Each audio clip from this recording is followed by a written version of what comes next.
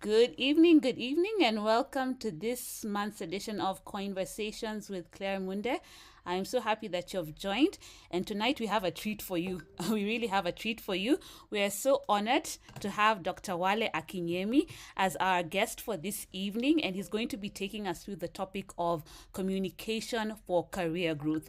Very many times we want to grow in our careers, we want to grow in our businesses or whatever it is, but then are we doing the right communication to get us where we want to be?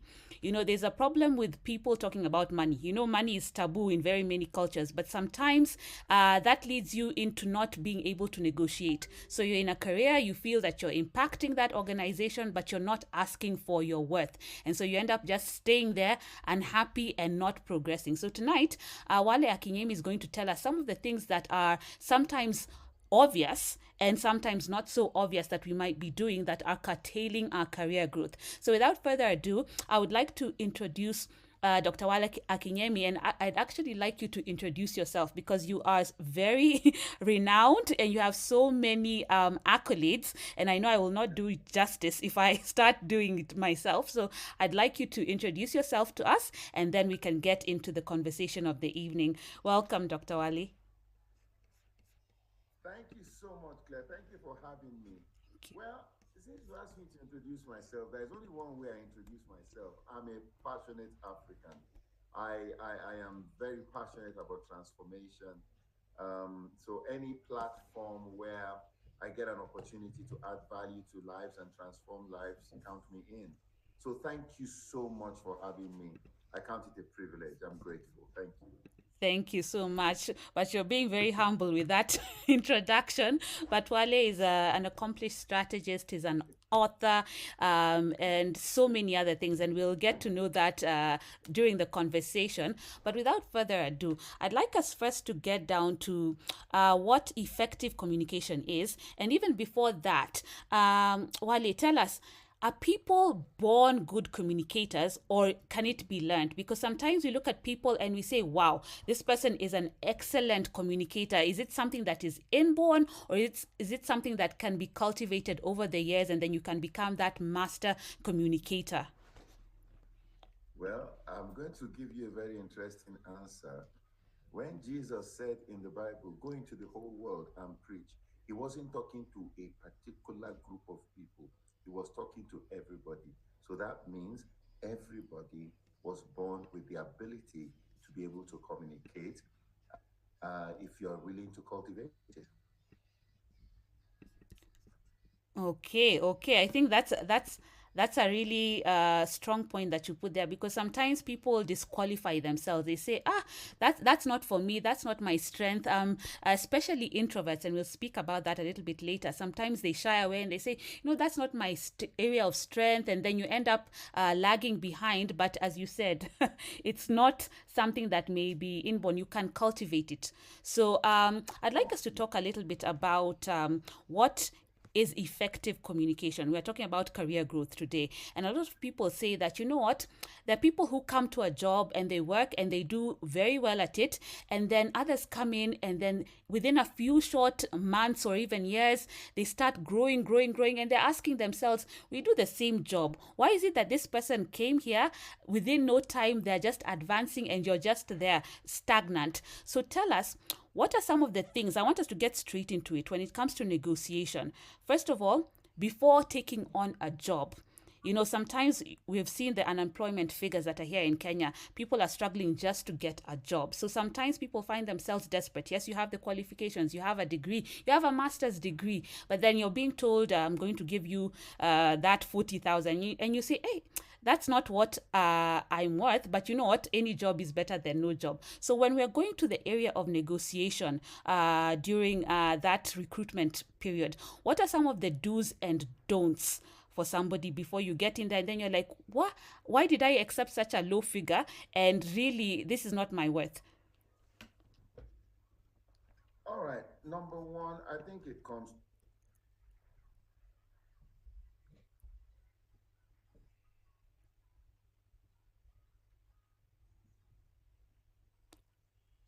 I think we're losing you a A bit there. value. The only way you can Okay. put a value on yourself is if you have invested in yourself.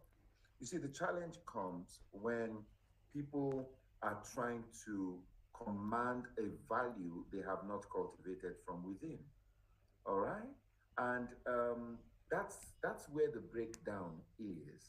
You're trying to command something you've not cultivated from within you, and when you do that, you're going to fall flat on your face because a day will come. I've had, times when maybe I want somebody to come and work with me, and they they claim they can do a lot of things, but then they get in and you discover that that was not the case. So that's trying to command a value that you have not cultivated from within. And so the most important thing is to grow from within, to develop yourself, because personal development is personal. And that's very important. And when I talk of growing yourself, there are four areas. I call them the four wheels of human development. Number one, cultivate yourself mentally. That means your mind must be, your mind must be, I always look at it. There are some people, their minds are ahead of their time. There are people, their minds are at par with their time. And then there are people, their minds, their thinking is behind their times. They are the laggards. When your mind is at par with your time, then you are average. But where you want to be is a place where your mind is ahead of your time. Some people, their thinking, their minds die with them. Some people, they die before, you know, even when they are dead, their thinking lives forever. People like William Shakespeare, some of these great scholars, their thinking is still impacting lives. The Apostle Paul, great writers, their thinking is still impacting lives. So you got to develop yourself mentally, you've got to develop yourself physically, and that's very important. You've got to, I always tell my people and people who are going through sales, I say you must always look like the money you are trying to get. You must always look like the money you are trying to get. You don't want to go to a place you're trying to get a job and all that, and they look at you and they just size you up and they say, this one is hungry, this one is suffering, you know, and that's when people begin to give you jobs out of sympathy. You don't want anybody to give you a job out of sympathy. You want to build yourself to a place where you are indispensable, where you are able to say, you know what, take me or leave it, because the value I'm bringing to you, you need it, man. So that's very, very, very important. You develop yourself mentally, you develop yourself physically, you develop yourself um, socially. That's very important. You must develop social skills. You must just know how to behave in public. You must know. And let me tell you, we're talking of career growth. Every level has its culture, every level has its way of behaving. You want to be, and one mistake a lot of people make, let me share with you, is that when you come into an organization, you start working in an organization or your first job, what they're looking at to get you hired is your qualifications. Okay? Now, after a while, your qualification begin to lose relevance. That's just the truth. So your next job, nobody is going to look at what you scored to promote you, what you scored in school. They're going to look at how good are you in managing tasks that have been given to you. So the criteria for going from one level to the other is the management of tasks. Then the next level, you have done tasks very well. The next level is the management of projects. So you have tasks within a project. Okay? How well are you? That's what's going to be looked at that level of promotion. All right? Then at the next level of promotion, how well are you able to manage your peers? All right? How well are you able to manage people? And it keeps growing. You get to a point, what people are looking at is how good are you at managing egos? Because there are people who feel they are better placed to do what you're doing. So, how good are you doing that? And then finally, at the apex of any organization, how good are you at managing stakeholders? That's why the CEO of an airline does not have to be a pilot. And going back a little bit to when I'm talking about managing egos and all that, I've seen people who are so good at the job. They are so good at the actual job, but they get very frustrated. I know why they get frustrated, because they see somebody who is not as good at them at the job. And in fact, they look down at that person, that this guy is lousy. This guy is just going to the club, is going, and then next thing, that guy becomes your boss. It's because the competency that is needed at that level is different. At that level, it's not so much how good you are at the job. At that level, your job is managing stakeholders, connecting with people, connecting with regulators, and things like that. So, um, that's why we subscribe to Kaizen, continuous improvement. All right, because if you are going to move up that trajectory, you have to continue to develop yourself, and everything about you must communicate that you are the right person for that position. Everything about you, the way you talk, the way you carry yourself. I went for a meeting some one day with a young lady, and it was with a very, very powerful person, and throughout the conversation, the young lady was on her phone, okay, just on her phone while we were there. Look, let me tell you something.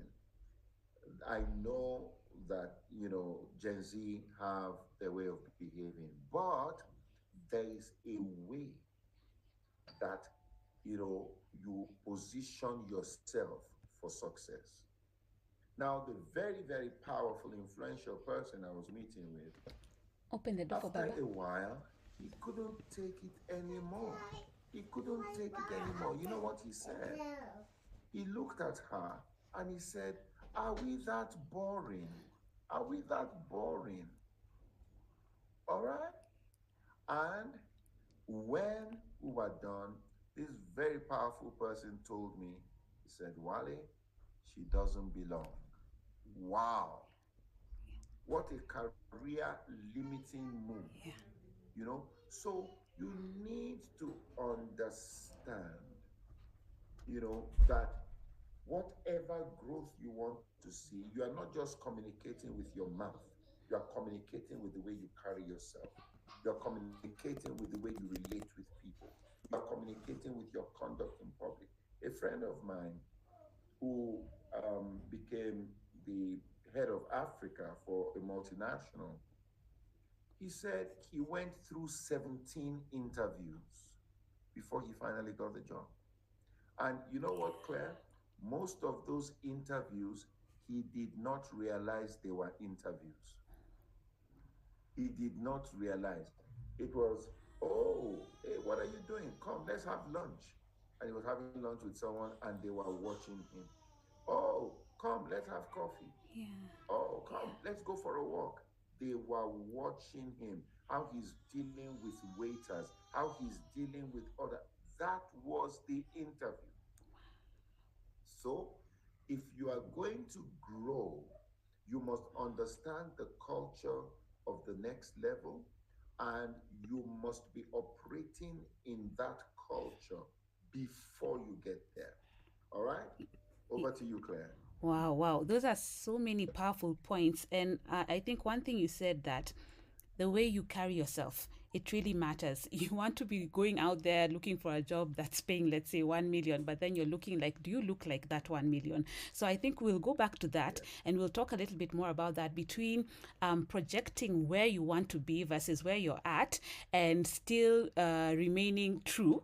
And at the same time, really keeping the eye on the goal, because I think that's very important, because as you said, is people always size you up. That's just human nature. Do you look like what you're asking for? Even when you're going to make a pitch, do you look like what you're talking about? So we'll talk a little bit more about that, but I'd also like us to talk a little bit more about the way you said levels. You start at qualifications, then there's a point where qualifications are not as important anymore, and it goes to tasks, then projects, then people, egos, then stakeholders. And I think that's a very, very powerful thing to keep in mind whenever you're trying to progress. So, where are you currently? Are you just handling your day to day tasks and saying, why am I not progressing, and wondering why? Have you done any project where you are at your current workplace? And I think something to note is it's not always what is currently under your domain. You can look at a project within the wider department and see how can I contribute. That's how some people progress sometimes. It's not necessarily where you are right now, but you might have skills that are relevant in another department, and then you can contribute to that, be part of that project, and then people realize, oh, there's so much more to this person than they are currently doing. So I think those are very good points to talk about. But you've also talked about that point where you're interacting with stakeholders, and that calls for networking. And I think I want us to talk a little bit more about networking, because sometimes people think of networking as just like, how many contacts can I get from this specific place? And it's not about that. How do you build like strong relationships that can actually convert into something bigger and they're authentic at the same time? Because long time ago it was business cards. These days we're not necessarily business cards, we're just like on social media or whatever. But how do you actually build a strong foundation with somebody and other people that can actually convert to something? All right, thank you. The networking thing is very, very important because, you know, we have a lot of networking events, but in reality, very networking does not really happen at those events. What happens at those events is socializing. Okay? So I meet you, you meet me. I get your contact, you get my contact. Now, that is the seed for the network. So, how do you now move from contact to contract? Mm. Okay? How do you make that transition? I'll give you a simple process that I have done in my life and it has worked. So, I can only talk about what I know. So, maybe I meet somebody and the person gives me his number and all that. What I try to do is within 24 hours, I will send a message. I'm not going to call, even though I have the number, because not everybody that has my number and calls me is going to have me picking up my phone. That is a fact of life. So when I get somebody's number, I'm not going to call them immediately. Hey, my name is this.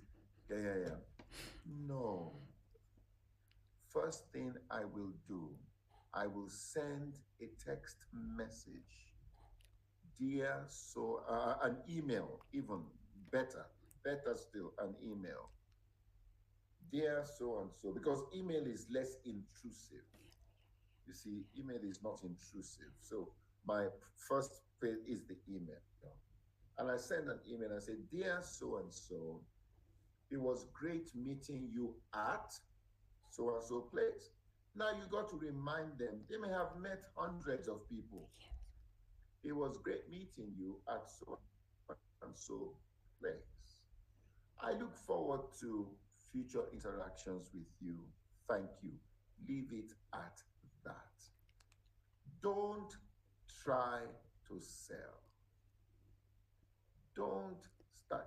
Look, the truth is this: we do not like people who are always trying to sell something to us. We don't. Yet, the paradox is we all need to sell.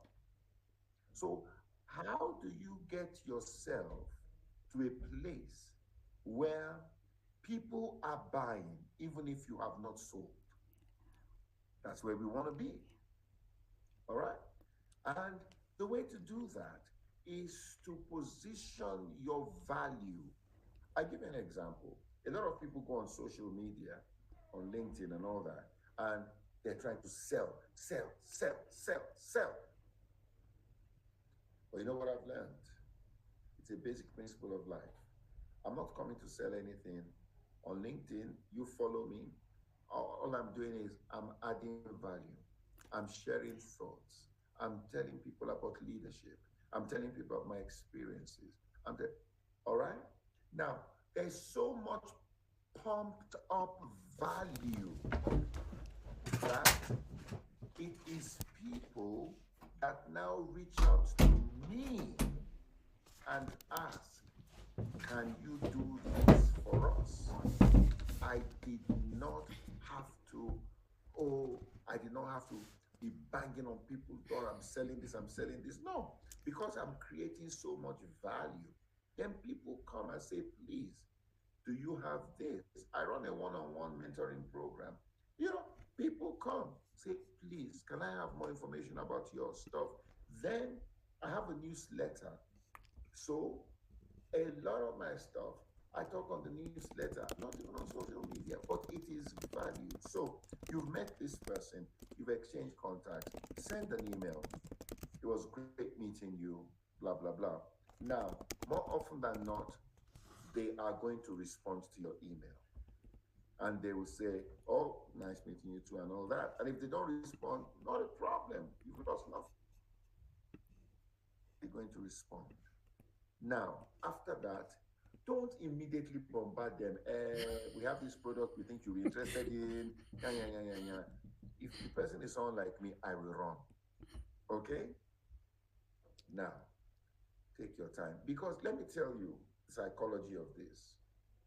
I make a sale, they may buy out of sympathy, they may buy out of pressure, and that's over. But I build a relationship and they will keep buying. Not only will they keep buying, they become my ambassadors and they will bring other people to buy. Okay? So after that first email, then maybe I am following them on social media, I'm following them on LinkedIn and all that. Then maybe they've put up something really good. Then I can comment. Oh, this is so wonderful. I make a comment. Now that person knows Wale is actually interested in me. He's actually following me, what I'm doing. Then, besides the comment, maybe I see something they've done, something spectacular or something in their industry. Then I send them an email again. Oh, this is amazing. You're inspiring. Yada, yada. Put that. You know what? What I have seen 100% of the time is that when we nurture like that person would now say something like this. Oh, thank you so much. We need to have coffee. Now, let me tell you, the minute they say that, that's not the time to now play nice. That is your opportunity. Immediately, because they initiated it. Immediately, I say when, where. Because they initiated it. When, where. Now, so we can have coffee or whatever. Because once they've initiated and you say when, where, you've in a sense put them in a corner. They will have to give you a when and where. When you have that, you are not selling. You are asking questions. You want to know about them. People love talking about themselves. So let them. Let them. You know, and you are asking questions. You're like, oh, wow, that's amazing. You are learning. You know what? You will be shocked that they will be the ones to say, Wale, what do you say you do? Oh, you do culture. Please come and have a conversation with my staff. You know, we need someone to help us with culture. Now, Can I tell you that's how I've grown my business? It is through relationship building. That's how we've grown it. So you must, so when we talk of networking, you, the law of attraction, you, whatever kind of people you want to have in your network, be that person. You be that person. And then you begin to attract them to you. You be that person, even in the conversations you have, even in the things, the interests you have.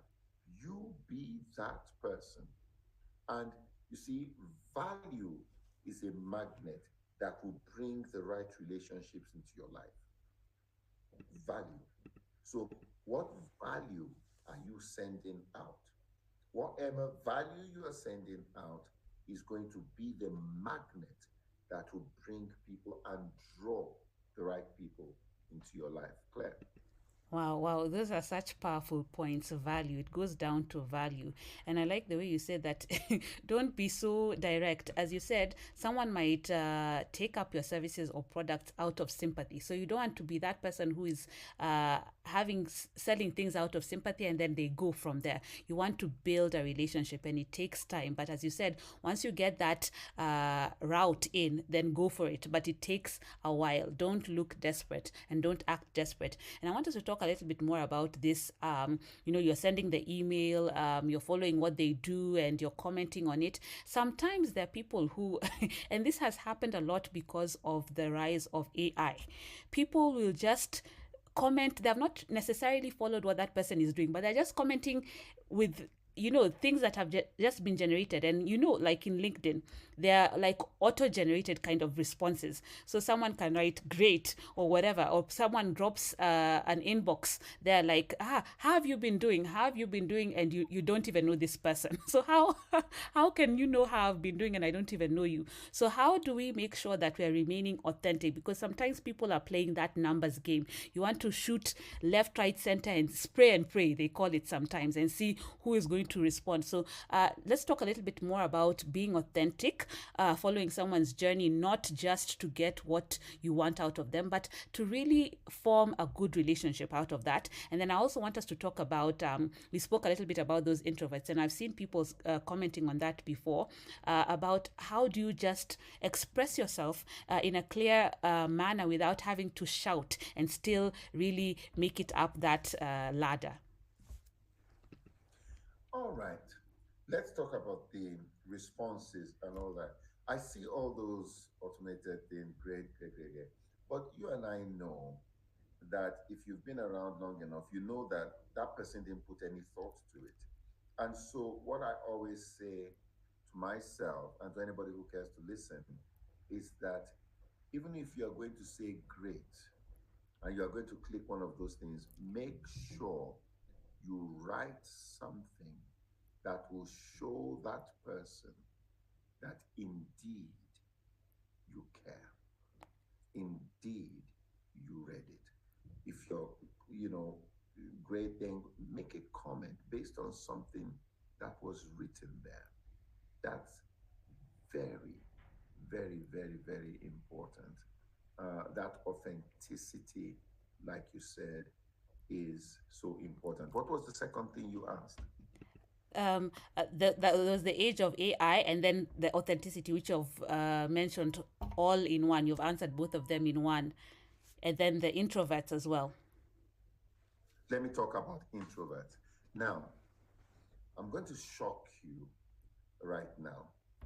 Um, you see, a lot of people see me maybe on TV, I'm at functions, I'm on webinars, I'm speaking, I love to joke and all that.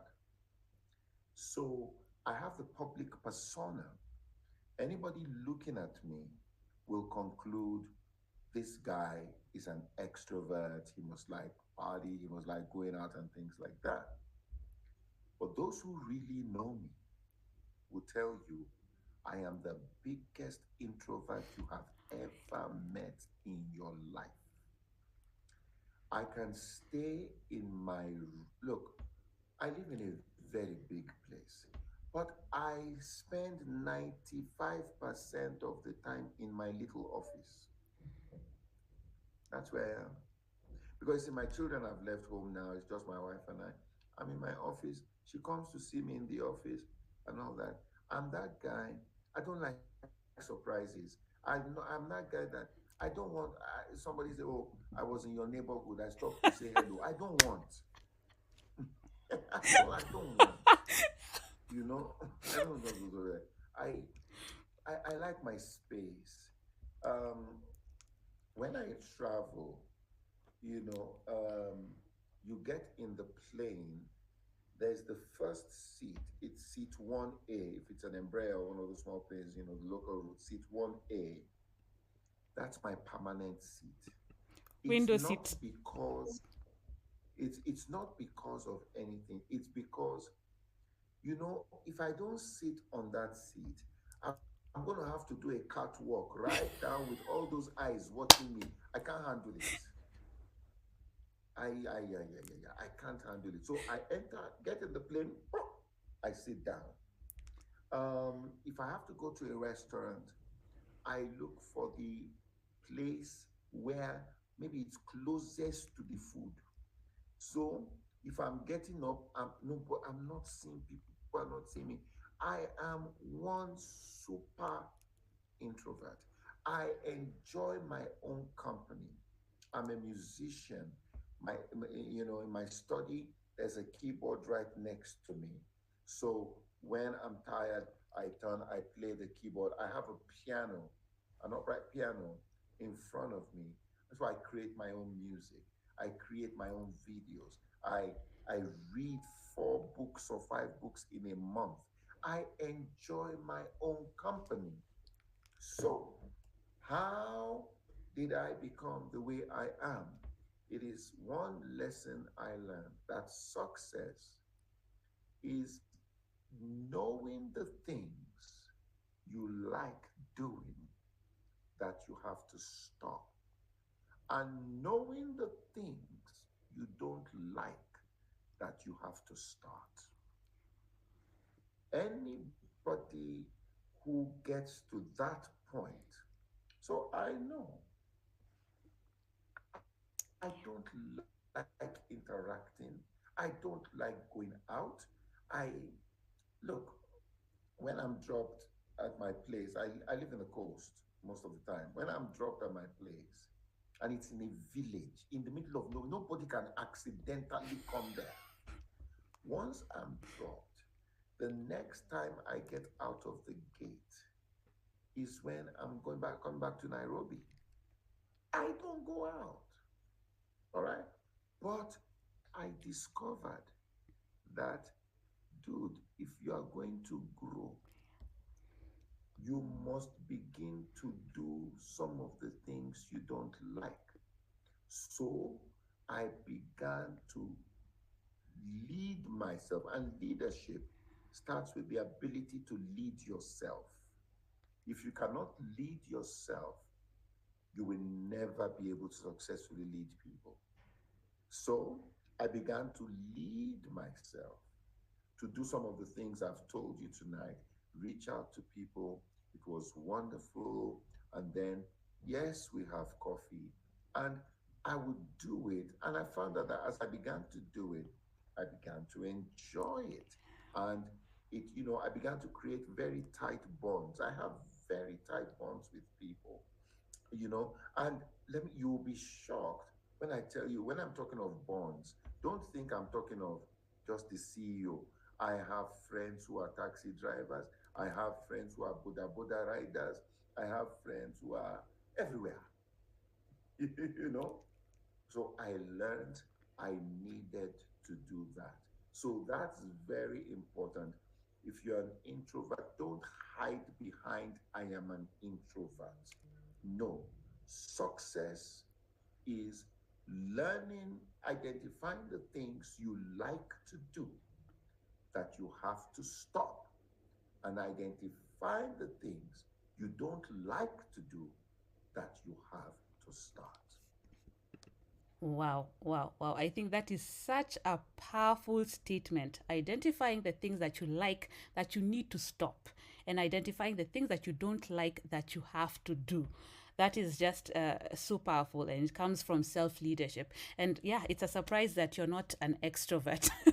Don't come say I'm in the neighborhood, I'd like to visit, pop in. It's not the way to go. I will not open the door. I will not.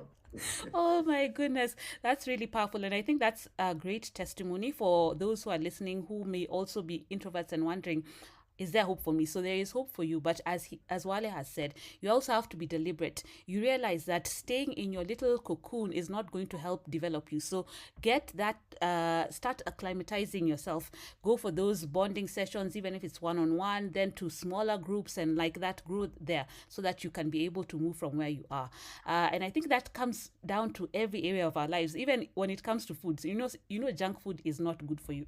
You like it, but if you keep on eating it, your health is going to be affected. So you need to just stop. So I think you just need to know how to lead your life. And though it comes down to that 360 that you talked about, your health, your physical health, your mental health, and every other aspect of it, to make sure that you're growing.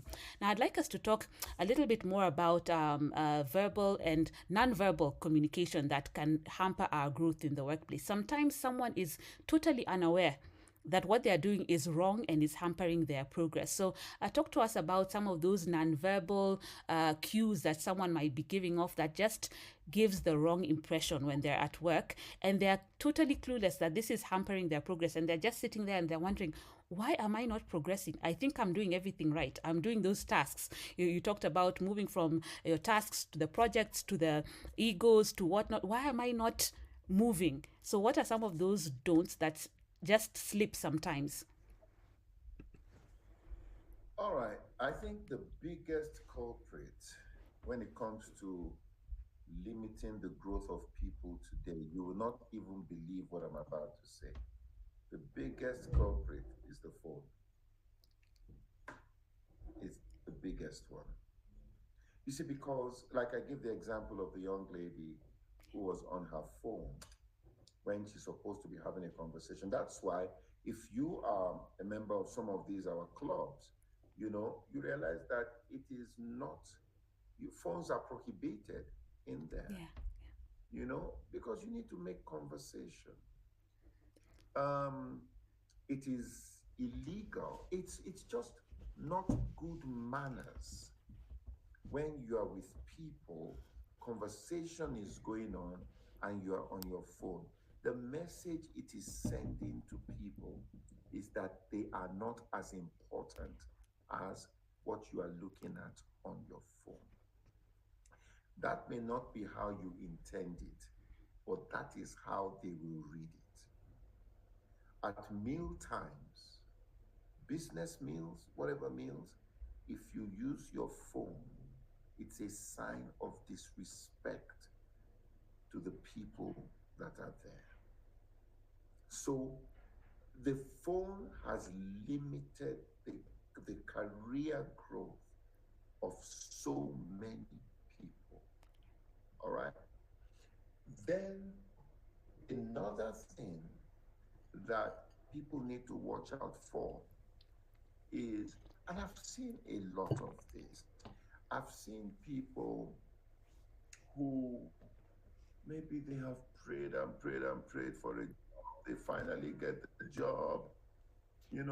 They go testify, tell everybody, oh God, I want to thank God I got the job. And then 2 weeks later, you begin to complain about your boss, you know. And these are some of the things that just limit people. You know, let me tell you something. I've been doing what I'm doing, Claire, for over 30 years. Okay.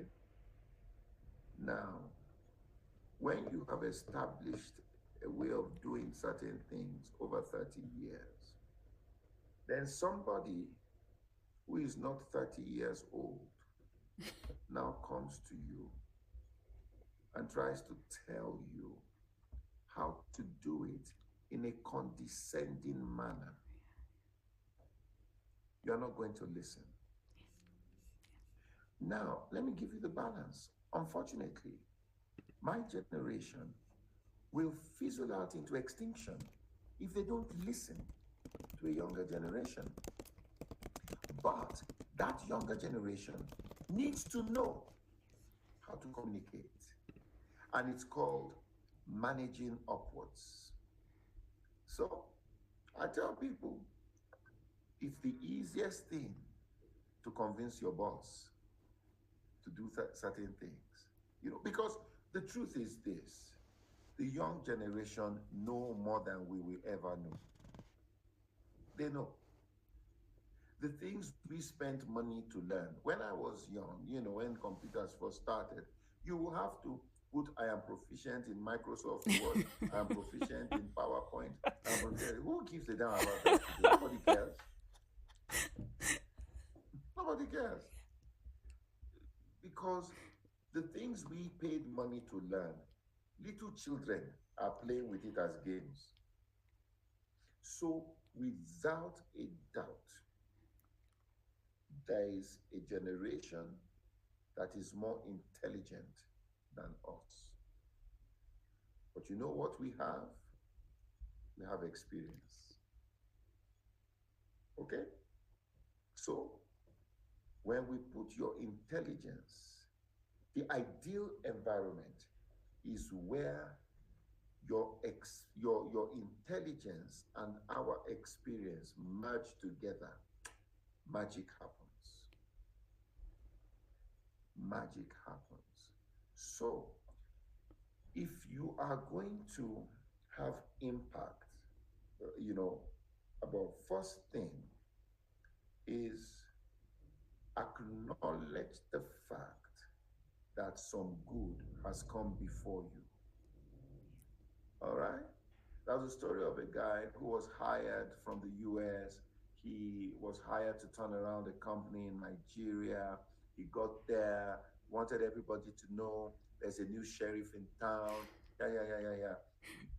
Cancelled a lot of the things they were doing before and all that. Within a year, he was fired. All right? You have to acknowledge the good that got the organization to where you are, to where the organization is, that it could hire you. They must have been doing some good.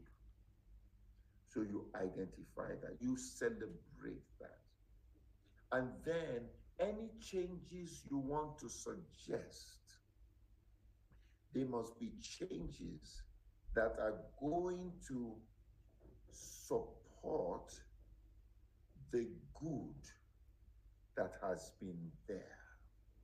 You don't come in and discard everything everybody has been doing and then think you are going to prosper in that place. It doesn't work like that. And then another thing, there's a book I recommend to everybody who cares to listen to me, and it's called Surrounded by Idiots by Thomas Erickson. And in that book, Thomas Erickson says, you get into a place and you're trying to communicate and you wonder how nobody understands you. And you think, gosh, I must be surrounded by idiots. Only to discover later you are the only idiot in the room. All right? Now, why is this? Communication must always be done in the language of the person you are communicating with. No matter how proficient and good I am with the Yoruba language, if I come into a place full of Kiswahili speakers, my excellence in Yoruba will not help me. They will just look and not understand what I'm saying. So that is very important. You must study whoever you are communicating with. What are the triggers for this person? And in the Surrounded by Idiots, they focus on the DISC communication, this personality model. Reds are The decision makers, they go getters, it's the result. Let's get it done. Yellow are the compromise makers, the consensus builders, they are the motivation, the inspiration.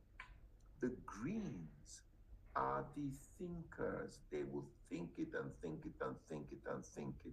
So they're not going to make a quick decision, not because they are dull. No, if anything, they are very brilliant, but they just want to understand.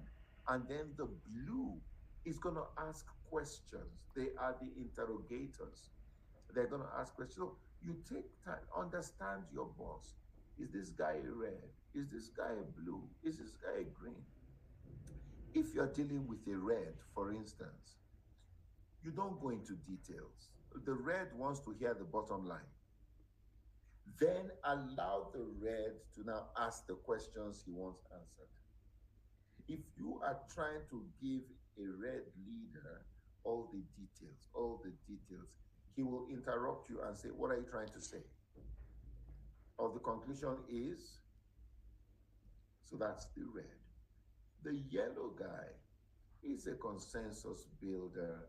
Is a so if you are trying to get the attention of a yellow leader, what do? Ensure that whatever you are putting forth is going to build consensus. It's going to bring inspiration. It's going to, so you take it from the inspirational community building angle. If you are going to convince a green leader, then you must break it down to the smallest details and then don't rush them. Give them time to process. Don't rush them. If you are going to communicate with a blue leader, anticipate all the questions they may want to ask and give them the answers to those questions.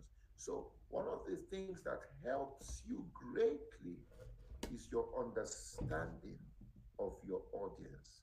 Then you can pattern your conversation in line with the audience. Thank you. Wow, wow, thanks for that. Very powerful points. And I think that's a book that, yeah, people need to read, surrounded by idiots, thinking it's other people who are the incompetent ones. It's you who has the problem.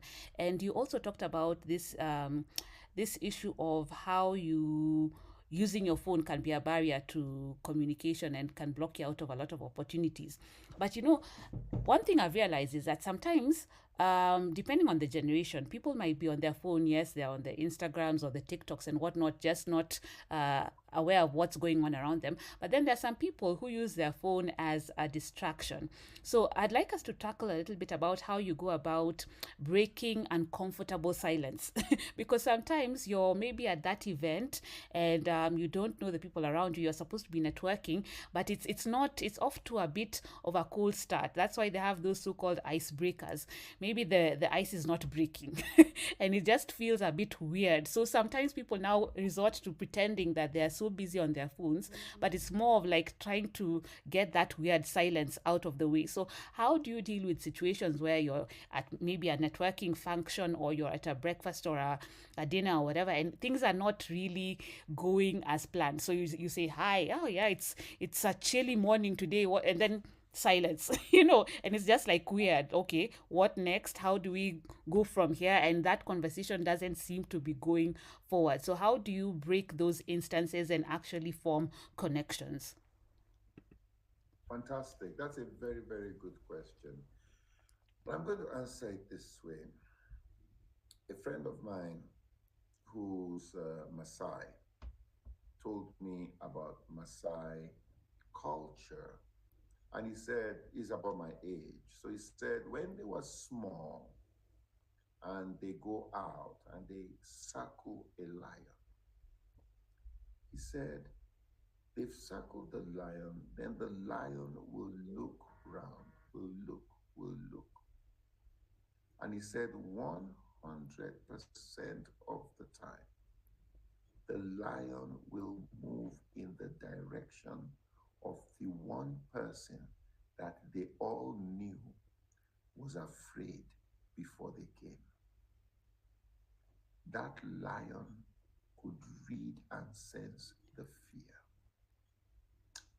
When you get into a session like that, one of the first things you do before you even open your mouth, scan, scan with your eyes, just like the lion did. There will always be that person that your eyes will lock and you will know that's my guy. You've never met before, but you will just know that I cannot explain what I am saying clear scientifically. I cannot. But I've had over 30 years of practice. You get into that place just like that lion. Scan the crowd with a smile on your face. You will find that person. And once your eyes lock, go in that direction. The conversation will be an easy flow from that moment.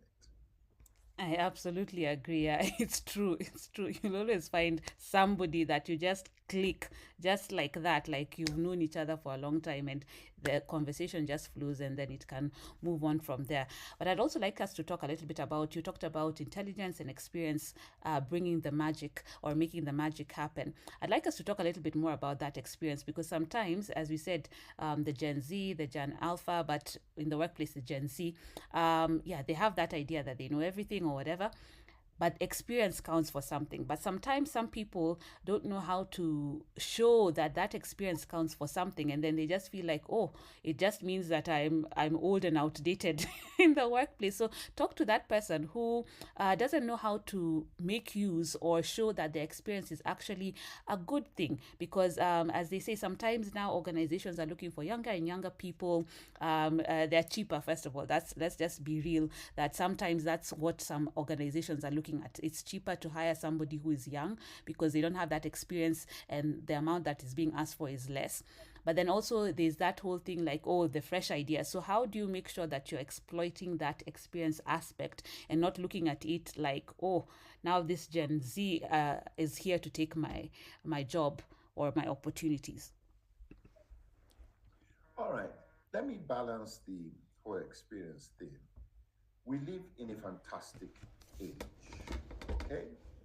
Um, no, before I go there, you see, knowledge is the accumulation of information, okay? You accumulate and then you assimilate, all right? And then what's the next thing? You dissipate. So you accumulate knowledge, you assimilate and process knowledge. The application of knowledge is what is called wisdom. Okay? The application of knowledge. Now, so you have one generation has knowledge. Some of the things I've said to you right now, they are not functions of knowledge, they are functions of experience. Okay? So, that guy that has all the knowledge, I'm able to help that guy and say, okay, you know what? You are the most brilliant person in the room. But if you go flaunting your brilliance, everybody is going to just shut you down. So, this is how you go in. Let people underestimate you. All right? And that way, they can accept you with warmth, you know, after a while. So, now, when we talk of experience, it's November 2023, ChatGPT was released. I think it was 30th of November. So that means before that day, nobody had any knowledge or experience where ChatGPT was concerned. Okay? That means, Claire, at that point, all of us on the earth were at the same level where ChatGPT is concerned. If you go on YouTube today and you search for ChatGPT experts, you will find people who are ChatGPT experts. Someone has 3 million views. Somebody is making money teaching people how to use ChatGPT. Yet, on the 30th of November 2023, the whole world was at the same level. I said that to say, don't confuse experience with length of days. Because if you confuse experience with length of days, that, the way my mother used to say those days, don't do this. Why shouldn't I do this? Because I'm your mother, because I said so. All that rubbish is not going to work today. It's not going to work today.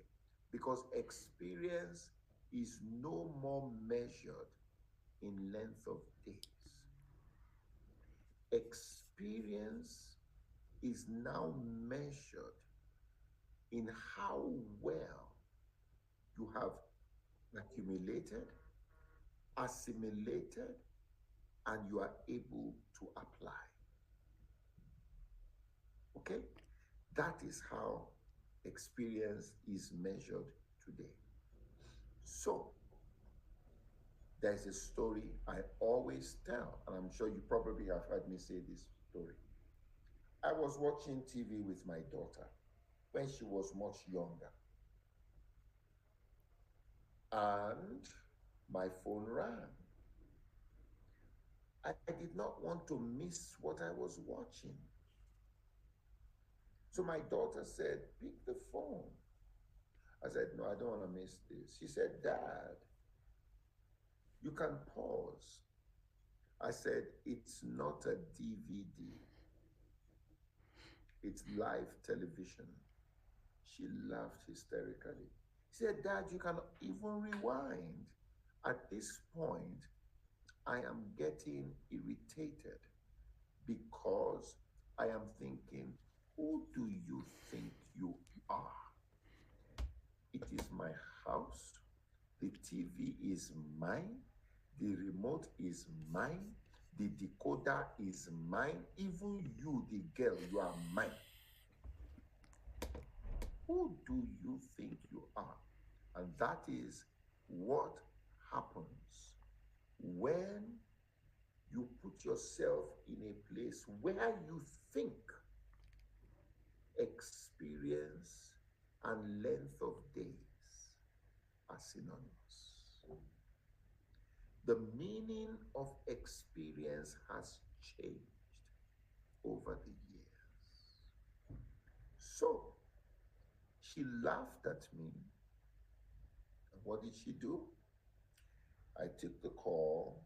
After the call, she came, she paused, she began to rewind, and she made an absolute fool of me. What did I learn is that there is a place where, like I said, the definition of experience is not how long you have done it, but how well you can do it. So somebody who is sitting on their laurels, like, I have done this for so many years, you might be an experienced fossil without knowing it. So, and we have a great opportunity. That means before November 2023, there was no chat GPT expert. That means we have a future that nobody has experience for. And it's only if we expect the future to be the exact replica of the past do we need the experience of the past. So the experience to my generation, my father's generation, is that I've done this for so long. But experience for today's generation is that I have developed myself, I have learned, and I can do this so well. I hope I answered your question. Yeah. I think that's a very powerful point. It's no longer the number of days, it's how well can you do what you do. So I think that's a point to take note of. Don't be there sitting, oh, I've been doing this for years and years and years. How good are you at that? Because you could have been there but stagnating. So make sure you try to master your skill, whatever skill it is that you have. And I'd like to sample just a And few. technology, sorry, Yeah. and technology may have left you behind. Exactly. Exactly. We're not in the office era, Microsoft Office and whatnot. I mean, things have totally changed. And as you said, what opportunity do we have right now? Because ChatGPT came, we're all at the same level. Now, as you said, people are offering like a 1 day, 2 day course for thousands of dollars on ChatGPT, and it came when all of us were here. So, what are you doing? Are you just sitting there and letting things pass you by and then complaining? So, make sure you're staying relevant and getting that mastery of whatever it is that you need to master. Now, there's a listener here, Miriam Emomeri, who says it's always refreshing learning from Dr. Wale, and there's no end to his wisdom. Thank you for that. Jemima Nkode says, this is a good initiative. Please share the recording. Thanks for that. Kiso Evans says, great conversations going. And Benson Mutoko says, applied knowledge is wisdom. Thank you for those comments and keep them coming. Yes, the recording will be available after this for you to watch and share with other people who will find this so beneficial because, as always, Dr. Wale always drops gems. Yani you can never leave the same again. But our time is fast running out. As we start to wrap up, maybe you can just take us through some of the things that now we should be factoring in. We've listened to what we've been doing wrong, what we should be focusing on, but going forward, now that we find ourselves in whatever position is. So probably you've been in a workplace for the longest time, and maybe you have been doing the tasks and you've never really graduated to the projects and managing egos and stakeholders and whatnot. So what? Three things. I just want you to give us three things that we can do starting from today, wherever we are, to make sure that we move from point A to point B and we are progressing. All right. I'm going to say something that may upset a lot of people, and that is your ability. You said three things. Number one, your ability to build relationships. I cannot tell you, look, you may be the most intelligent person in the room. If people don't like you, you are going nowhere. There's a scripture I love. It says, you have favor. Jesus grew in wisdom and stature, in favor with God and favor with man. Listen, do you know you can have favor with God? Listen, if you don't have favor with man, you are going nowhere. That's why even Jesus needed favor with God and man. Let me give you an example. You commit a sin, you've robbed someone or done something crazy. And then you go to God, oh God, forgive me, forgive me, forgive me. Favor with God, you will be forgiven. But you know what? You are still going to prison. You are still going to prison, man. So, your ability to cultivate relationships, I think, is the biggest of all things you need to learn how to do. Relationships within the workplace, relationships outside the workplace.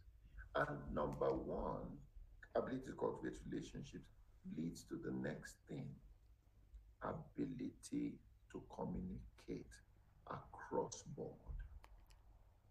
All right? Because it's your communication that's going to help you even build the relationships in the first place.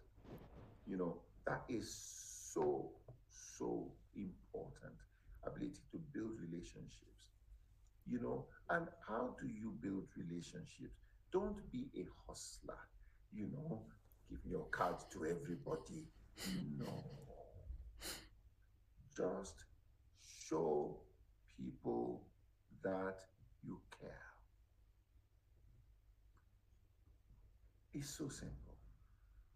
How do you treat people? Now, let me tell you something, and this is important. In every organization, there are the people who cannot say yes, but they can say no. Or let me rephrase it. Every organization, you have the people with titles, but then you have the people with power. The people with power may not have the title, but they can stop you. Many years ago, a cabinet secretary called me and said, Wale, I want you to come and do a culture and transformation program in my ministry. I said, no problem. So we sat down. I heard his vision.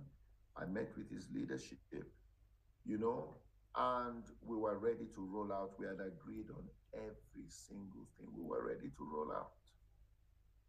But as we approached rollout, I couldn't reach Waziri anymore. I couldn't reach his office. My office couldn't reach his office. They just blocked us.